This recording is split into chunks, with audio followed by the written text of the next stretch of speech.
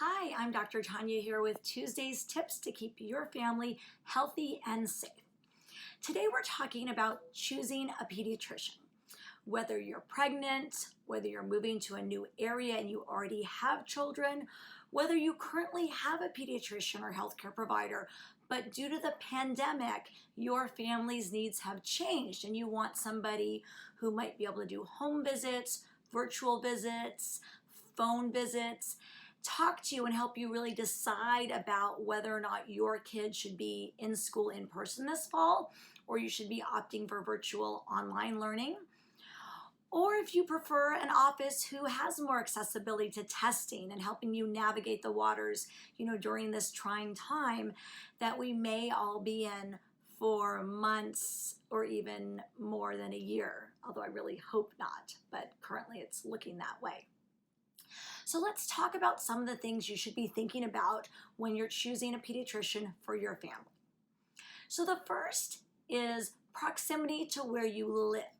Now, I know previously we talked about choosing a pediatrician maybe that was near your office or wherever you work.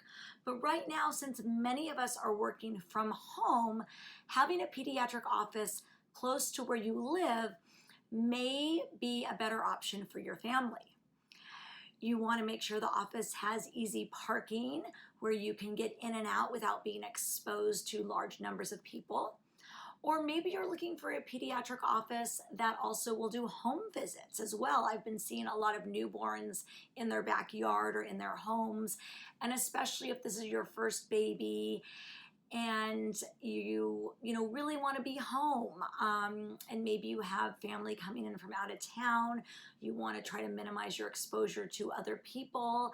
Having a provider who can come to your house and help you with breastfeeding, with well baby visits, with setting up your house to safely have a newborn at home, helping you pick items that you might need, whether it's a breast pump or a scale to help you weigh the baby in between appointments and minimize the number of visits you need to take to the pediatrician's office. Those are all things that you may want to take into account. Other things that I often recommend moms or parents or any caregivers find out is what's the best way to reach your pediatrician. Will they take emails or text messages from you? Can you call and speak to them 24/7? Is their office nice? And can they help you navigate when you have an urgent matter or you want to just leave a message that isn't urgent so the doctor can get back to you whenever they have time? What is the ability for telehealth visits or FaceTime visits? As not everything needs to be an in-person appointment in the pediatric office.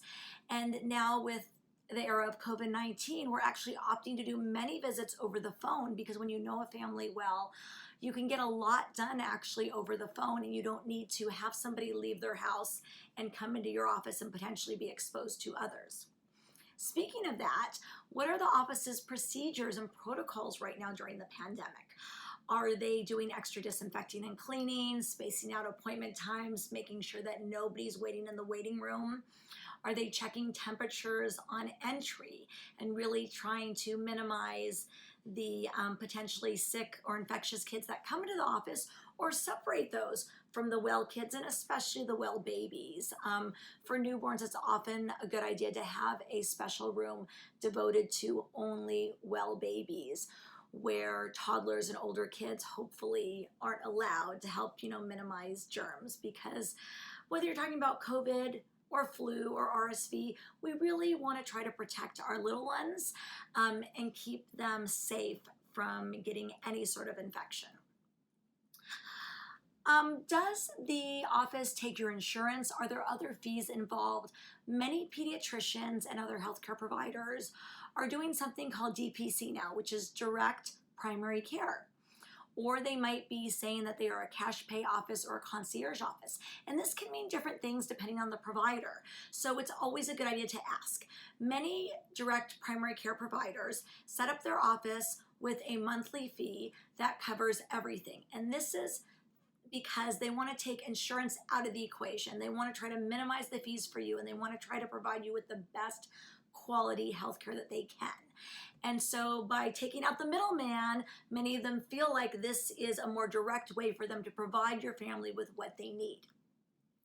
There are also doctors who call themselves concierge, where there is an additional yearly fee for more time, more hand-holding, more customer service, such as if you need to see a specialist, will they schedule it for you? Will they talk to the specialist?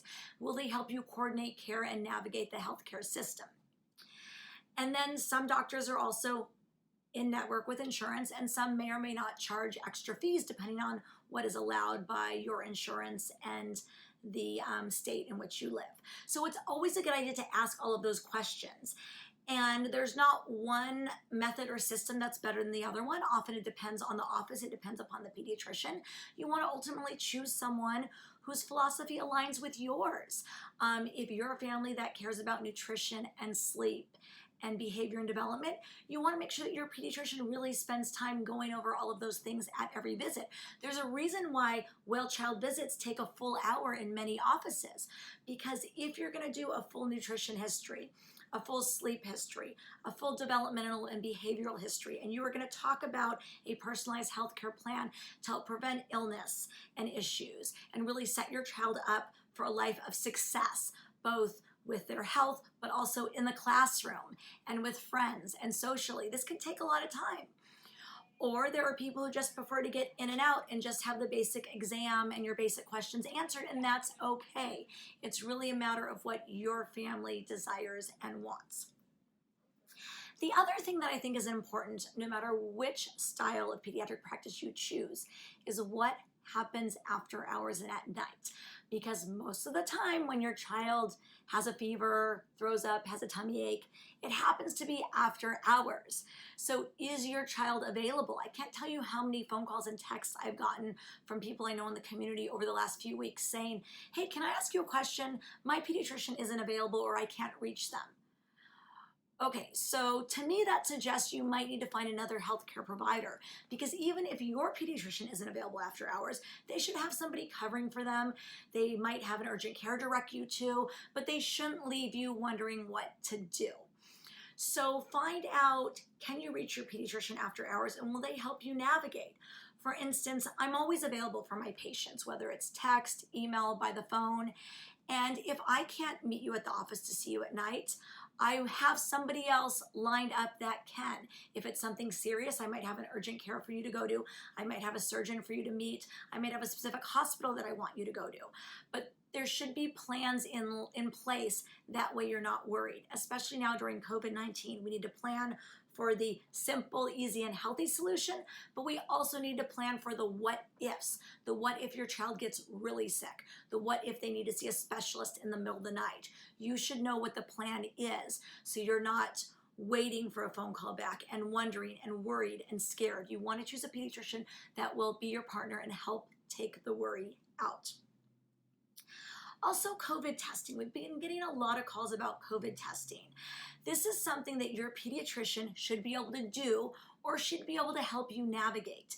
If they can't do COVID testing in their office, either swabbing your child and sending it to a lab, rapid antigen testing, they should have a place to refer you. As a healthcare provider, I do not think an appropriate answer when you call the doctor's office is, sorry, we don't do that here, click. It should be, I'm sorry, we're not doing that right now, but let us help you figure out how to get that done for your family. And that's something that I feel very passionate about. And that's why I set up my office the way that I did, because I like my families to know that we are here for them no matter what. And there are pediatricians all across the country that feel the same way that I do. So it's important that you look online, that you call around, that you schedule telehealth visits, phone calls, or in-person meetings with a pediatrician to really get all of your family's questions answered and find out, is this a good match for your family? And will they be there when you need them, whether it's during the day or in the middle of the night? And most pediatricians are here for you 24/7. Other things to ask your pediatrician if you are pregnant and expecting a new little one is, will they be seeing you in the hospital when you deliver? Or do they have a contact or colleague that specifically works at that hospital that is there to see your newborn? Because some hospitals are not letting community pediatricians in right now during the pandemic, and that's okay as long as there is a qualified pediatrician at the hospital for you to see. Will you be seeing your pediatrician after your baby's born, and will they provide help with lactation, help with getting your baby on a schedule, help with calming your baby if your baby is fussy, and helping teach you how to teach your baby to sleep through the night, since that's one of the most important skills your baby can learn. So again, there are so many questions and things to think about, but this doesn't have to be a complicated decision. I think ultimately talk to a few pediatricians, go with your gut, ask your friends, ask your colleagues, ask your OB, and find somebody who your family feels comfortable with. And you know what? This isn't a marriage. You can always make a change if things aren't going the way you'd hope for. If you find along the way that there's somebody else in your community who you feel would work better with your family, it's okay. I always tell parents, you're never going to hurt my feelings. I want you to be with the best healthcare provider for your family. And if that means I have to help you find somebody else that works better for your family, that's okay. We are all here to work together, hand in hand, to help each other. Now during the pandemic, and when it is over. That's why we became pediatricians, because we love working with families to help you care for your babies, children, teenagers, and young adults. Any other questions, please leave them here, and also let me know what topic you'd like me to cover next week on Dr. Tanya's Tuesdays Tips. And if you haven't already subscribed to my channel, please do. Until next week, stay healthy and happy and safe.